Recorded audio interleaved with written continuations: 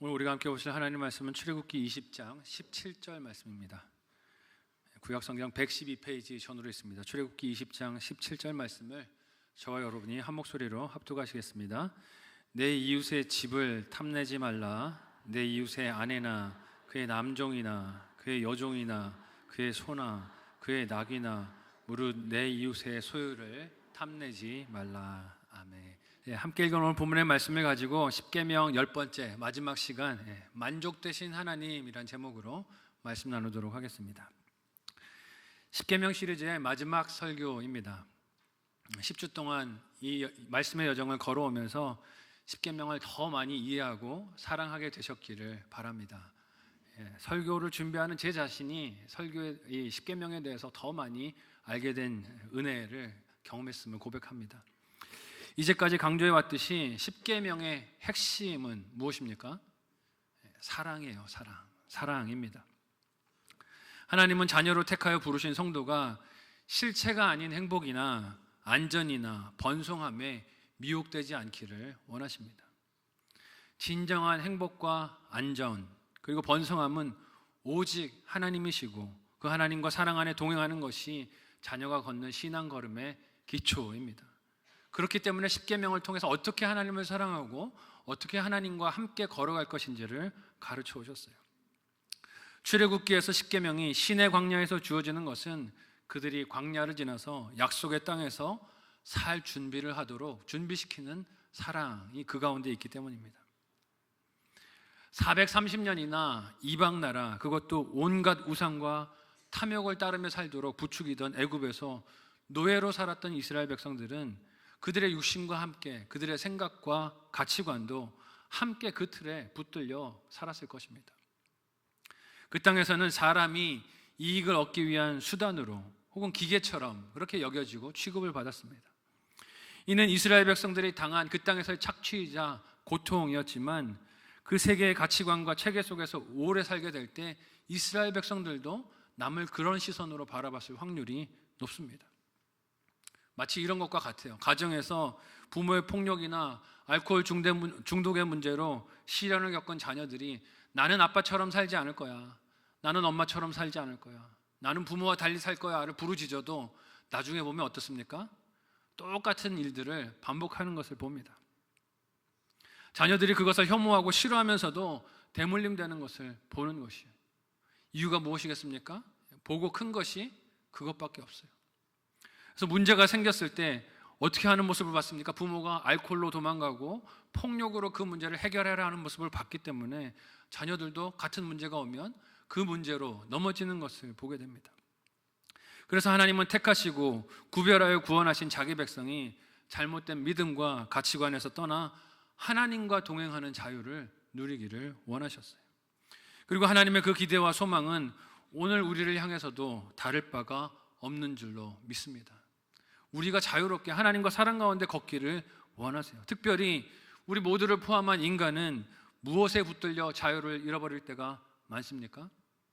한번 따라해 보실까요? 탐심, 욕망에 붙들려서 자유를 잃어버리고 살 때가 많습니다. 종류는 여러 가지라도 우리의 삶이 구속되어 끌려다니는 것은 탐심이 그 기저에 깔려 있습니다. 겉으로는 내가 그 탐심의 대상을 소유하고 가지고 누리고 사는 것 같지만 실제로는 어떻게 되는 것입니까? 끌려 다니는 것이에요. 외모에 대한 탐심은 인생을 어떻게 끌고 다닙니까? 몸과 얼굴에 고통이 심한 수술이나 시술 혹은 큰 재정적인 지출도 마다하지 않게 합니다. 예뻐질 수만 있다면, 사람들에게 이쁘다는 소리만 들을 수 있다면, 멋있다는 소리만 들을 수 있다면 상관없다는 거예요. 심지어는 목숨이 위태로운 수술까지도 불사하는 모습들을 볼 때가 있습니다. 그럴 때면 이 세상의 가치관을 두고 있는 아름다움이 오로지 어디에 있는 것을 알 수 있어요? 이 외모, 얼굴에만 있는 것, 몸에만 있는 것을 알 수 있습니다. 부동산에 대한 탐심은 어떻습니까? 여러분 이 말 들어보셨는지 모르겠어요. 영끌. 무슨 얘기인지 아십니까? 영혼까지 끌어모아서 뭘 사야 돼요? 집 사야 된다, 아파트 사야 된다, 땅 사야 된다. 영끌이란 말이 나왔어요. 어떻게 집이 영혼하고 가치가 비교될 수가 있습니까? 그런데 이 시대의 가치관이 그렇습니다. 영혼까지 끌어모아서라도 집을 사야 된다는 거예요. 이유가 무엇입니까? 더 가격이 오르면 나중에는 살 수 없을 것이라는 두려움 때문에, 염려 때문에, 걱정 때문에 그래요. 혹은 오를 때 팔아서 이익을 남겨야 한다는 욕심 때문에 집을 사지 않으면 뒤처진다 생각을 합니다. 사실 강단에서 이렇게 설교하지만 저라고 그런 욕심이 없겠습니까? 주변에 보면 그렇게 부동산으로 대박 났다 하는 이웃들 보면 자랑을 듣고 있으면 부러운 마음이 들어요. 때로는 제 자신이 바보같이 무능력하게 느껴지기도 합니다. 어제까지는 만족하고 감사했는데 갑자기 남의 자랑을 듣는 순간, 야, 부동산 사서 대박 났어, 가상화폐 사서 대박 났어, 노동도 안 했는데 몇 배나 이익이 났어 하는 이야기를 듣는 순간 감사가 어떻게 됩니까? 사라지고 불평이 나오는 것입니다. 여러분, 이 변화가 어디에서 시작됩니까? 마음에서 시작이 돼요. 마음이 욕심에 이끌리면 생각이 계속 그 욕심을 향하게 되고, 생각이 계속 내 안에 품어져 있으면 계획을 세우고 실행을 하게 됩니다. 죄가 그렇게 출발하고 실행되지 않습니까? 그래서 하나님은 십계명에서 죄의 행위들도 금지하시지만 마지막 오늘 십계명의 말씀은 그 출발이 되는 마음을 살펴보라고 하세요. 우리는 왜 무엇인가를 탐내고 욕심을 피울까요? 하나님은 왜 그 탐심을 하나님의 사랑하는 자녀들에게 끊으라고 계명까지 주시며 말씀하시는 것일까요? 첫 번째로, 탐심은 피조물을 경배하는 증상인 것을 알아야 합니다. 함께 오늘 본문인 출애굽기 20장 17절의 말씀을 제가 하이라이트 해둔 부분을 주의하면서 우리 같이 한 목소리로 읽어보도록 하겠습니다. 같이 읽습니다. 시작. 내 이웃의 집을 탐내지 말라. 내 이웃의 아내나 그의 남종이나 그의 여종이나 그의 소나 그의 낙이나 물은 내 이웃의 소유를 탐내지 말라. 아멘. 하나님께서는 십계명을 매듭짓는 마지막 명령으로 탐심을 금하시며 단순히 탐내지 말라 하지 않으세요. 구체적으로 탐심의 대상들을 하나하나 다 열거하십니다. 그것들이 무엇입니까? 오늘 본문에 나오는 것들은 내 이웃의 집이나 아내나 남종이나 여종이나 소나 낙이나 소유들, 이것들을 탐내지 말라고 하세요. 여기서 우리가 알 수 있는 탐심의 대상이 무엇입니까? 눈으로 볼 수 있는 거예요. 손으로 만질 수 있는 것, 소유하여 권리를 주장할 수 있는 것, 자랑할 수 있고 비교할 수 있는 것들이 이 탐심의 대상인 것을 알 수 있습니다. 즉, 탐심이란 것은 그저 무언가를 가지고 싶다라는 것이 아니라 다른 사람이 가지고 있는 것을 일단 보는 게 먼저 시작되는 거예요. 보고 그것을 자기 행복을 위해서 가지고 싶다 하는 마음이 일어나는 것을 알 수 있어요. 눈에 보이는 것에 자기 행복의 이유가 있고 근거가 있다라고 여기는 믿음이 남이 가진 것을 탐내는 마음을 주는 것입니다. 저거 가지면 행복해질 거야, 저거 있으면 즐거울 거야 라는 그 믿음이 탐심을 준다는 것입니다. 그래서 골로새서 3장 5절의 말씀은 탐심을 우상숭배라고 딱 잘라서 정의를 합니다. 함께 골로새서 3장 5절의 말씀을 한 목소리로 읽어보겠습니다. 같이 읽습니다. 시작. 그러므로 땅에 있는 지체를 죽이라. 곧 음란과 부정과 사욕과 악한 정욕과 탐심이니 탐심은 우상 숭배니라. 아멘. 탐심을 뭐라고 정의했습니까? 우상 숭배다라고 정의했어요. 즉, 탐심은 단지 이웃의 소유나 배우자, 가진 것에 대한 욕심을 부리는 차원이 아니라는 것이에요.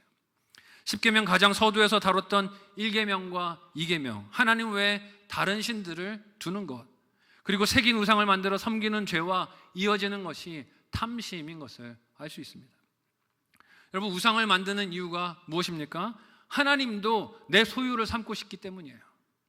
하나님도 자기가 소유할 수 있는 대상으로 바꾸어서 이를 어디든지 가지고 다니고 보호장치로 삼고 싶기 때문입니다. 인간의 연약한 한계와 불안을 보이는 형상으로 된 하나님을 만들어서 자신으로부터 밀어내려는 것입니다. 또한 이웃의 집이나 배우자나 그 재산이나 가진 소유들을 보면서 탐심을 갖는 이유가 무엇입니까? 나도 그 이웃이 가진 것들, 그 사람, 물건, 소유들이 있으면 문제가 해결되고 행복할 것이라고 믿기 때문이에요. 이미 그 욕심이 하나님만 계셔야 한 마음의 왕좌에 피조물을 올려놓은 것을 보여주는 것이죠. 그런데 탐심이란 것이 피조물을 경배하는 마음, 우상 숭배인 것을 알아도 사람이 이것을 자기 의지로 억제할 수 있습니까? 억제가 되지를 않지요. 이는 불가능합니다. 특히 요즘처럼 우리 탐심을 부추기는 온갖 상품들과 이미지들과 광고와 영상들이 온갖 매체들을 통해 넘치는 세상은 더욱 그렇습니다. 산업화와 자본주의가 함께 손을 잡고 사람들의 생각과 가치관을 그렇게 이끌어가고 있기 때문이에요. 인간은 더 많은 것을 가져야 안전할 것 같다는 두려움이 늘 있습니다. 그 두려움에 산업화를 통해서 나오는 많은 물건들이 탐심과 두려움을 부채질해요. 매해마다 새로운 디자인과 성능을 더했다고 광고하는 휴대폰, 자동차, 전자제품 이런 광고들을 보면 어떻습니까? 이거 안 가지면 큰일 날 것 같아요. 신제품을 가지지 않으면 시대에 뒤떨어질 것 같습니다. 그걸 가져야 더 행복하고 유익할 것 같아요. 이건 어린아이들도 예외가 아닙니다. 지난 금요일에 제가 금요 예배 설교를 위해서 집에서 나오는 길이었는데 그날 비가 좀 왔잖아요. 차들이 주차를 해놨는데 제 차에 너무 운전석 쪽에 옆차가 바짝 차를 붙여놓은 거예요. 탈 수가 없었어요. 빨리 교회는 가야 되겠고 차는 너무 붙어있고 어떻게 하지 하다가 조수석적으로 문을 열고 타서 옮겨 타고 차를 뒤로 뺐어요. 근데 제 딸이 뒤에서 이 모습을 이렇게 보고 있었습니다. 그러더니 차를 타고 저한테 얘기하는 거예요. 아빠, 우리 차는 버튼 누르면 뒤로 안 빠져요? 그래서 야, 어디서 그거 봤어? 그랬더니 제 친구 아빠가 차를 그렇게 하더라고요. 누르니까 빠지고 차 타고 갔다는 거예요. 우리 차는 그게 안 돼요. 그래서 제가 뭐라 그럴게요. 우리 차는 그거 안 돼. 그때 우는 거예요. 우리 차는 왜 그게 안 돼요? 내 친구 아빠 차는 그게 되는데. 잠깐 순간인데 제가 머리를 한 대 띵 맞은 것 같았어요. 이렇구나. 조그만 애들도 벌써 친구들하고 비교했는데 뭐가 다르면 그것 때문에 욕심을 부리는구나. 부모가 그런 욕심 부리는 걸 보여준 거 아닐까? 이런 생각이 들어서 미안했어요. 예수님은 탐심에 대해서 뭐라고 경고하십니까? 누가복음 12장 15절의 말씀을 같이 한 목소리로 읽어보도록 하겠습니다. 함께 읽습니다. 시작. 그들에게 이르시되 삼가 모든 탐심을 물리치라. 사람의 생명이 그 소유에 넉넉한 데에 있지 아니하니라 하시고. 아멘. 예수님께서 이 말씀을 하신 상황은 한 사람이 자기 형에게 예수님께서 명령하셔서 부모에게 받은 유산을 자신과도 좀 나누게 해달라 요구하던 때였습니다. 그때 예수님은 오히려 그 사람을 나무라셨어요. 누가 나를 네 재산 나누는 사람으로 세웠느냐라고 하시면서 그가 예수님께 유산 분배를 중지해달라고 요청한 이유를 돌아보라고 하십니다. 그가 왜 예수님께 형과 내 재산을 나누게 해달라고 요청을 했을까요? 자신이 가진 유산을 형과 비교하고 그것이 불공평하다라고 생각했기 때문일 거예요. 자기 생각에는 형이 자기 몫까지 과하게 가졌다는 불만이 있지 않았겠습니까? 그런데 이 말씀을 읽다가 궁금했어요. 그러면 이 사람의 형은 어떻게 생각했을까? 이 사람의 형도 동생과 똑같이 생각했을까? 성경을 읽으면서 이런 게 궁금해서 상상하게 되보지 않습니까? 상상 좀 해보시기 바랍니다. 궁금했어요. 아마 형도 그러지 않았을까요? 자기 동생이 받은 유산이 과하다고 생각하지 않았을까요? 자신이 부모에게 받은 것이 부족하다고 이 형도 생각하지 않았을까요? 각자가 공평하다고 여기는 선이 서로 다른 것입니다. 이런 이해 충돌과 갈등에 적절한 선이라는 게 존재할까요? 그렇지 않겠죠. 탐심이 그 안에서 계속 마음을 요동하니 만족이 있을 리가 없습니다. 얼마를 줘도 나한테는 부족한 거예요. 모두가 자기 입장에서 자신에게 유리한 방법대로 자신이 더 많이 가지는 것이 공평하고 정의라고 생각하는 것입니다. 최근에 미국과 여러 나라들 사이에서 일어나는 관세와 무역거래 방식에 대한 논쟁과 다툼들을 한번 생각해 보십시오. 모든 해당 국가들이 공정과 정의를 부르짖어요. 하지만 한 나라가 원하는 공의와 정의가 이루어지면 이해 당사자가 되는 다른 나라는 어떻게 됩니까? 경제적으로 큰 손해를 입게 됩니다. 탐심은 만족이 있습니까? 없습니까? 없어요. 아무리 많이 가져도 모자랍니다. 더 많은 것을 원하는 우상숭배이기 때문입니다.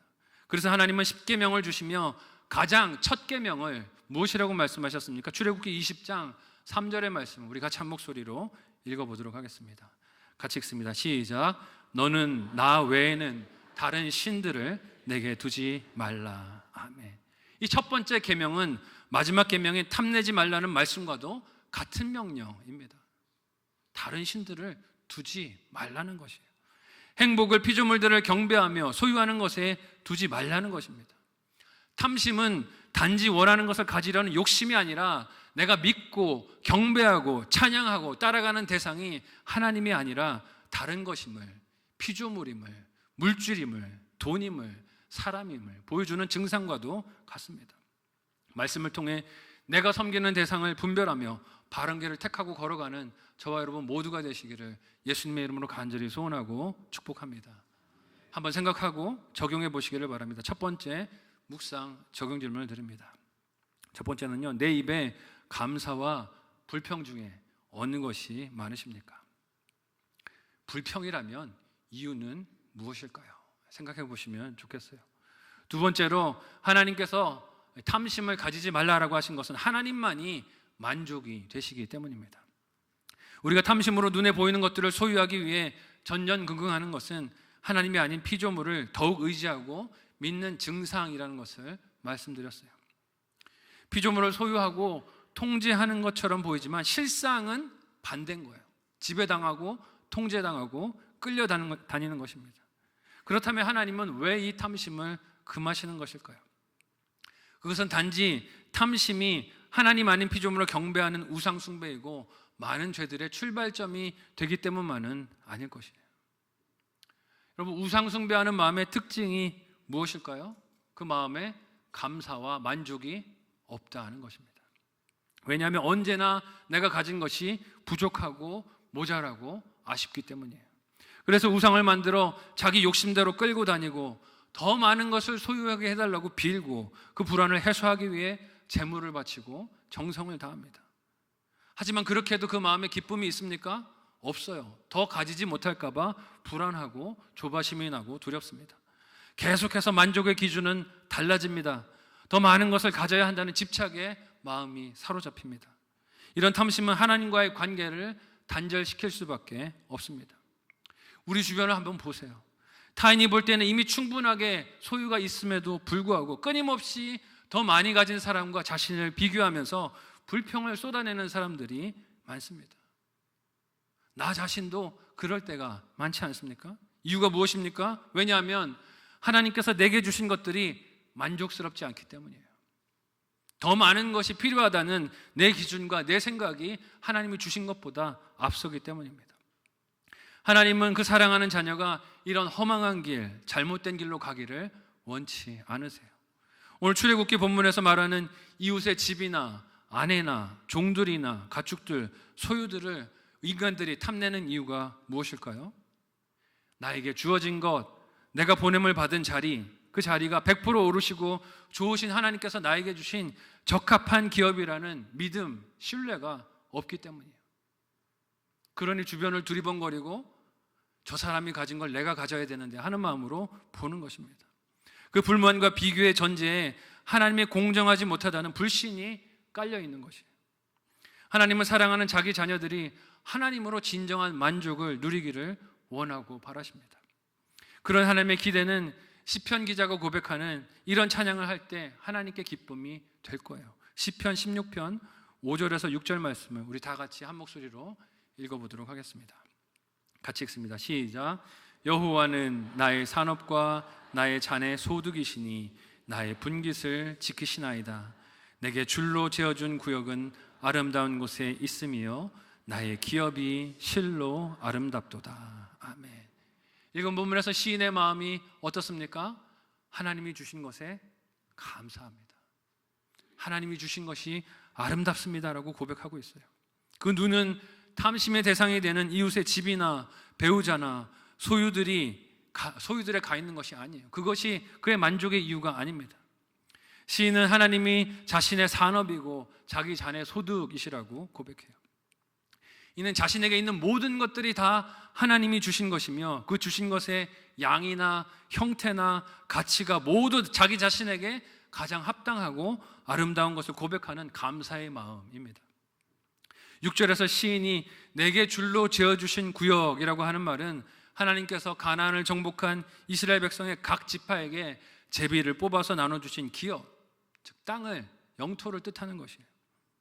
이렇게 기업을 분배받아서 각 지파가 차지하게 될 때 하나님은 각 지파가 서로 다르지만 합당한 지역, 형태, 때로는 역할로서 자신의 것들을, 기업들을 분배받게 하셨어요. 여호수아 14장 1절에서 5절까지의 말씀, 좀 긴데 우리 같이 한 목소리로 읽어보도록 하겠습니다. 같이 읽습니다. 시작. 이것은 이스라엘 자손이 가나안 땅에서 받은 기업, 곧 제사장 엘르아살과 눈의 아들 여호수아와 이스라엘 자손 지파의 족장들이 분배한 것이니라.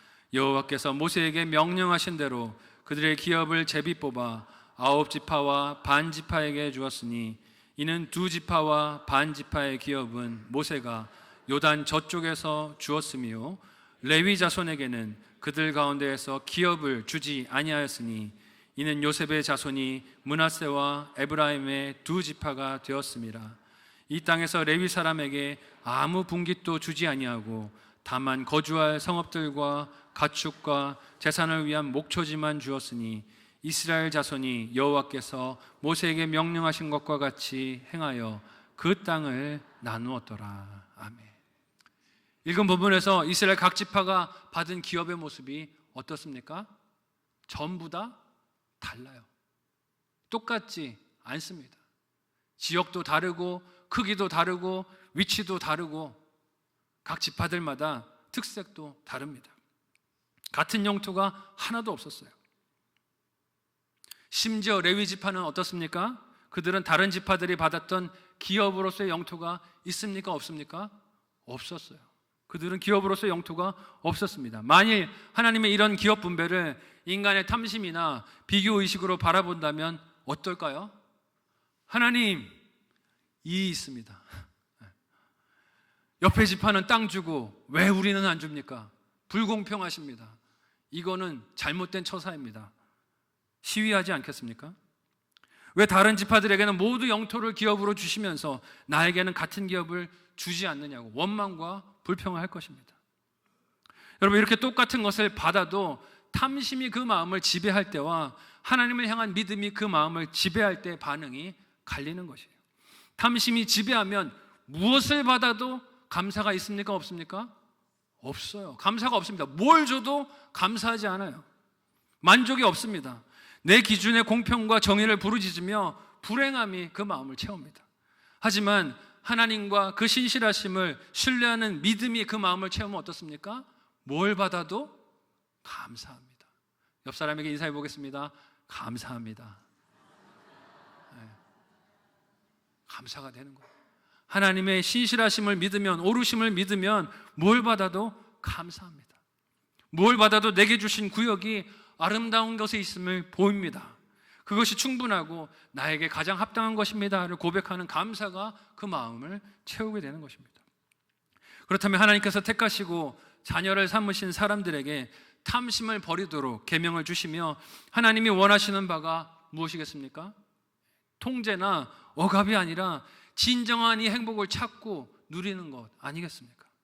왜냐하면 그들이 기업으로 땅을 분배받을 가나안 땅에서 나타내며 보여야 할 행복은 세상에 따르고 내세우면서 자랑하는 많은 소유나 추수한 곡식들의 풍성함이나 남보다 더 많은 것들을 쌓을 수 있는 창고의 크기나 자녀의 숫자나 화려한 명성과 인기가 아니기 때문이에요. 읽은 시편 본문에서 시인이 나의 기업이 실로 아름답습니다 라고 고백한 것은 다른 사람들이 보기에 그 땅이 비옥하고 추수할 열매들이 많기 때문이 아닐 것입니다. 다른 사람들의 눈에는 시인에게 아름답다고 고백되는 그 기업이 결실도 적고 크기도 적으며 남들이 누리는 것에 비해 부족하다고 여겨질 수 있어요. 하지만 시인은 하나님에 대한 믿음이 있기 때문에 내게 주신 이것이 나에게 가장 합당하고 아름답고 소중합니다. 나에게 가장 합당한 분량으로 가장 알맞은 지역에 가장 정확한 때에 주셨음을 나는 믿습니다 라고 고백하는 것입니다. 그러니 남과 나를 비교할 필요가 있습니까? 없습니까? 없다는 것이에요. 이웃에게는 그 이웃에게 가장 합당한 것을 주신 것이고 나에게는 나에게 가장 합당한 것을 주신 하나님인 줄로 믿으시기를 바랍니다. 그 하나님으로 만족하니 탐심이 그 마음을 흔들지를 못하는 것이에요. 이 마음이 시편 16편 2절과 3절에서 시인의 이 찬양의 말로 이렇게 고백이 됩니다. 우리 같이 한 목소리로 읽어보도록 하겠습니다. 같이 읽습니다. 시작. 내가 여호와께 아뢰되 주는 나의 주님이시오니 주밖에는 나의 복이 없다 하였나이다. 땅에 있는 성도들은 존귀한 자들이니 나의 모든 즐거움이 그들에게 있도다. 아멘. 이 구절에서 느껴지는 시인의 만족이 오직 누구에게 있습니까? 하나님께 있습니다. 하나님이 그가 누리는 만족의 이유이며 기쁨의 근원이 됩니다. 그러니 땅에 있는 성도들을 어떻게 봅니까? 존귀한 자들입니다 라고 봐요. 아무리 나보다 많은 것을 가지고 있어도, 좋아 보이는 것을 가지고 있어도, 화려한 역할 혹은 직분, 책임을 받았어도 질투의 대상이 아니라 다 하나님의 존귀한 존재들입니다 라고 보고 있는 것이죠. 질투의 대상이 아니라 사랑의 대상이자 함께 기뻐할 수 있는 이유가 됨을 말씀을 통하여 보게 됩니다. 그 마음으로 바라보는 사람들이 함께 모여 예배드리는 자리에 감격과 기쁨이 넘치지 않겠습니까? 그 자리에 남을 향한 질투나 원망이나 비교나 탐심이 끼어들 자리가 없기 때문이에요. 왜냐하면 각자에게 하나님이 다르게 주신 달란트와 소유와 재능과 직분과 관계들이 모두 다 아름답고 연합하여 하나님의 뜻을 이루어가는 도구로 보이기 때문입니다. 하나님이 탐심을 금하시는 것은 이런 기쁨과 감사를 그 백성이자 자녀들이 하나님이 보내신 이 인생에서 누리기를 원하시기 때문입니다. 단지 탐심이 죄를 짓게 하는 부정적인 마음이기 때문만이 아니에요. 그 탐심으로 인해서 진정한 행복과 만족이 되시는 하나님과 동행하지도 기쁨을 누리지도 못하기 때문입니다. 하나님을 향한 믿음과 신뢰가 없으면 우리의 마음과 생각은 탐심으로 흘러갈 수밖에 없습니다. 하지만 하나님을 내 만족의 이유로 삼고 그 하나님을 섬기면 탐심은 우리 마음을 노예로 삼지 못합니다. 어디나 만족하고 무엇이나 감사하며 내게 주신 모든 것을 하나님이 주신 아름다운 기업으로, 충분한 은혜로, 넘치는 사랑으로 깨닫고 기뻐하기 때문입니다. 여러분, 이 만족의 절정이 무엇일까요? 예수 그리스도의 부활로 소망이 되게 하신 영원한 생명인 줄 믿습니다. 우리 안에 하나님이 주신 이 영원한 생명, 예수 그리스도 안에 두신 구원의 복음이 있기 때문에 우리는 부러워할 게 없다는 거예요. 나는 부럽지가 않아, 한 개도 부럽지가 않아 하고 살아갈 수가 있는 것이죠. 예수님 안에 하나님이 주신 영원한 생명의 약속이 나에게 있음을 믿는 사람은 무슨 일을 이 땅에서 만나도 감사와 기쁨을 잃지 않습니다. 이미 하나님의 그 은혜가 나에게 이 세상에서 재물들을 소유하는 것, 특정한 환경을 만나는 것, 특정한 상황을 겪어내는 것보다 더 큰 채울 수 없는 만족을, 은혜를 베풀어 주시기 때문이에요. 하나님으로 이 만족을 누리는 저와 여러분 되시기를 예수님의 이름으로 간절히 소원하고 축복합니다. 한번 묵상하고 적용해 보시기를 바랍니다. 마지막 묵상, 적용 질문을 드립니다. 첫 번째는요, 하나님께서 나에게 줄로 재어주신 기업이 무엇입니까? 하나님께서 나에게 줄로 재어주신 기업이 무엇입니까? 어떻게 그 감사를 표현할 수 있을까요? 두 번째, 이웃이 가진 것을 질투하거나 수군거리지 않습니까? 이웃이 가진 것을 질투하거나 수군거리지 않습니까? 어떻게 그 시선을 바꿀 수 있을까요? 생각해보고 또 적용해보시면 좋겠어요. 설교는 이렇게 합니다만 저도 만족되시는 하나님을 알지 못하고 누리지 못해서 탐심과 비교의식에 짓눌려 살 때가 있었습니다. 과거 완료형이 아니라 현재 진행형이기도 합니다. 계속 이런 탐심과 비교의식에 짓눌릴 때가 많습니다. 그 탐심이 여전히 시시때때로 올라옵니다. 저와 비슷한 때에 결혼을 해서 일찍 자녀를 낳은 제 친구들, 주변의 동기들은요, 자녀들을 대학에 보냈어요. 어떤 동기들은 결혼도 시켰어요. 저는 내년에 학교 가요. 한심이 나와요.